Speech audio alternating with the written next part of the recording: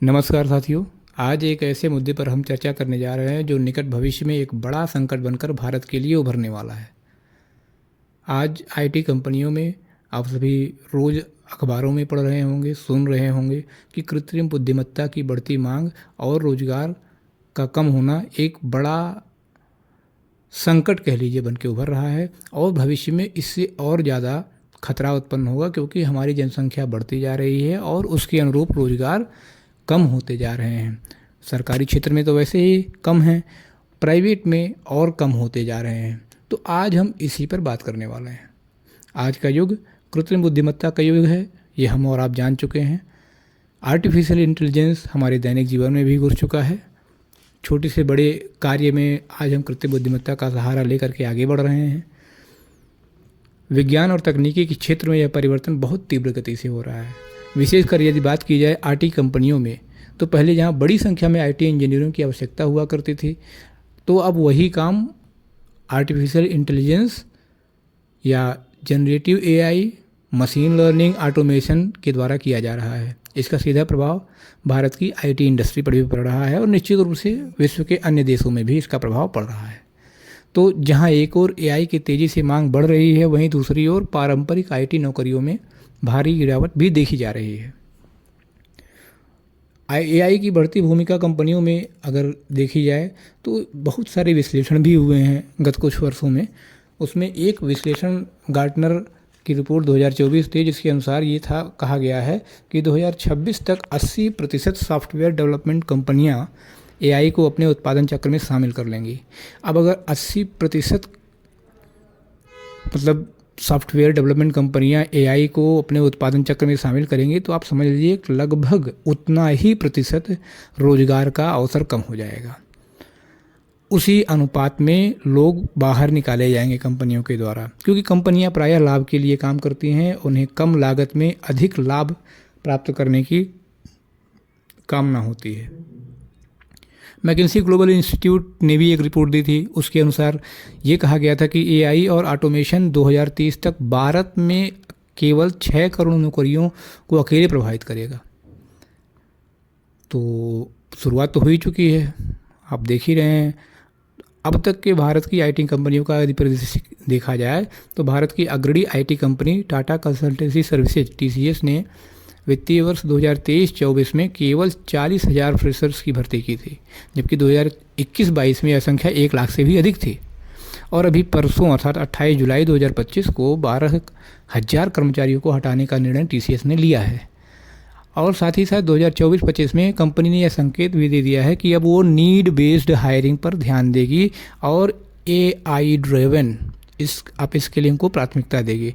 अर्थात जो इंजीनियर कृत्रिम बुद्धिमत्ता से जुड़े स्किल्स को अपने अंदर और अधिक डेवलप करेगा, कंपनी उसको प्राथमिकता में हायर करेगी। इन्फोसिस ने 2022-23 में लगभग 50,000 नए कर्मचारियों की भर्ती की थी, लेकिन 2023-24 में वह संख्या घटकर 17,000 से भी कम रह गई। विप्रो ने भी हायरिंग में लगभग 60% की कटौती की है और अपनी रणनीति में जनरेटिव एआई को प्रमुख स्थान दिया है। और निश्चित रूप से भारत की टॉप 5 आईटी कंपनियां TCS, Infosys, Wipro, HCL, Tech Mahindra में 2024 की पहली तिमाही में कुल हेडकाउंट में 27,000 से भी अधिक की कमी आई थी। रोजगार में गिरावट का प्रमुख कारण अगर आप बात करेंगे तो automation, RPA, robotic process automation जैसे टूल्स से डेटा एंट्री, टेस्टिंग आदि कार्य जो पहले मनुष्य किया करते थे, अब उनके स्थान पर मशीनें करना शुरू कर चुकी हैं। इसके साथ साथ AI tools, Copilot, chat GPT जैसे टूल्स डेवलपमेंट को तेज़ और स्वचालित बनाते जा रहे हैं। उच्च क्षमता की अपेक्षा कंपनियां ऐसे कर्मचारी चाहती हैं जो एआई, क्लाउड और साइबर सिक्योरिटी जैसे क्षेत्रों में दक्ष हों। और मैंने जैसा कि पहले बताया कि कंपनियां कम कर्मचारियों में ज़्यादा आउटपुट चाहती हैं या कम लागत में लाभ अधिक कमाना चाहती हैं, तो स्वाभाविक सी बात है कि वो एआई की तरफ झुक रहे हैं और उनका झुकाव तेज़ी से बढ़ता जा रहा है। अब प्रश्न यह उठता है कि इसका आने वाले समय में भारत पे क्या प्रभाव पड़ेगा। हम आने वाले समय की दिशा किस तरह से निर्धारित करें इन सब चीज़ों को लेकर के। तो वर्ल्ड इकोनॉमिक फोरम ने 2023 की अपनी एक रिपोर्ट में कहा था कि एआई और ऑटोमेशन से जहां 8.5 करोड़ नौकरियां ख़त्म होंगी, वहीं 9.7 करोड़ नई नौकरियां पैदा भी होंगी। यद्यपि लेकिन इसमें ज़्यादातर नौकरियां जो होंगी वो न्यू एज स्किल्स वाली होंगी। अब ये दावा कितना सही प्रमाणित होगा वो आने वाला समय बताएगा, लेकिन निश्चित रूप से जो पहले बीटेक सिर्फ एमबीए डिग्रीधारी लोग आईटी कंपनियों में जॉब पा लेते थे, अब उनका समय धीरे धीरे ख़त्म होता जा रहा है। अब AI engineer, prompt engineers, data scientist, cloud architect और साइबर सिक्योरिटी एक्सपर्ट्स की आवश्यकता बढ़ रही है और आईटी कंपनियां इस पर ध्यान दे रही हैं। तो निश्चित रूप से आप स्किलिंग करने वाले युवाओं को इसका लाभ मिलेगा। जो युवा केवल परंपरागत रूप से बीटेक कर करके या एमसीए करके यदि वो रोज़गार खोजने जाएंगे तो निश्चित रूप से उन्हें निराशा हाथ लगने वाली है। इसलिए उन्हें अब इन क्षेत्रों में एआई ड्रिवन एरियाज़ में फोकस करना पड़ेगा ही। कुल मिलाकर आप ये कह सकते हैं कि आईटी कंपनियों में एआई की बढ़ती मांग एक क्रांतिकारी परिवर्तन का संकेत है। अब यह परिवर्तन कितना सकारात्मक होगा, कितना नकारात्मक होगा, यह आने वाला समय बताएगा, लेकिन अभी के लिए यह परिवर्तन नकारात्मक प्रमाणित हो रहा है। यह परिवर्तन न केवल रोजगार के स्वरूप को बदल रहा है, रोजगार के अवसर कम कर रहा है, अभी तो शिक्षा प्रणाली और करियर के विकल्पों को भी एक अलग दिशा दे रहा है। यदि हम समय के साथ स्वयं को ढालें तो बढ़ती जनसंख्या के साथ यह बहुत बड़ा संकट बनकर भी उभरेगा और साथ ही साथ इसमें एक बहुत बड़ा अवसर भी सामने आएगा।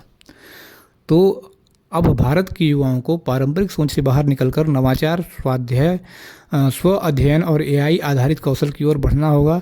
तभी आने वाले समय में हम भारत को विकास के उच्चतम शिखर तक पहुंचा सकेंगे। आपने मुझे सुना, इसके लिए धन्यवाद। फिर मिलेंगे अगले अंक में, तब तक के लिए नमस्कार।